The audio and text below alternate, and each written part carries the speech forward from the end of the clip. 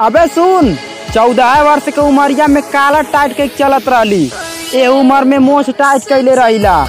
अबे 14 वर्ष के उमरिया में काला टाइट के चलत रहली, ए उम्र में मोछ टाइट कैले रहिला।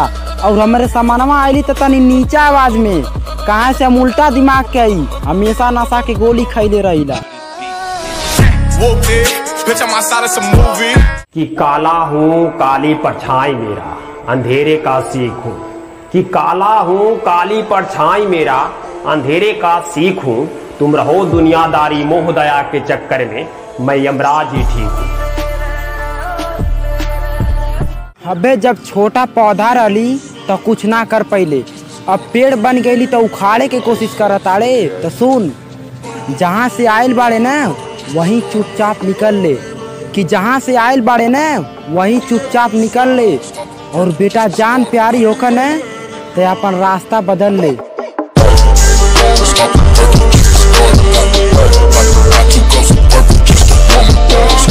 कि उत्तर प्रदेश के धरती से बानी अपना नाम से अलग पहचान बनाए, कि उत्तर प्रदेश के धरती से बानी अपना नाम से अलग पहचान बनाए।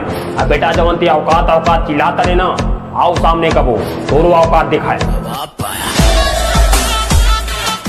अबे आंखों में सुरमा, गले में काला धागा और माथे पे टीका, यही थी उस शेर की पहचान।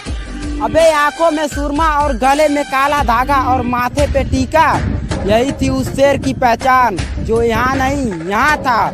और चाहे कोई भी विवाद हो, उसका सल्यूशन मैं निकालूंगा, ये कोई और नहीं दुर्लभ कश्यप ही ने कहा था।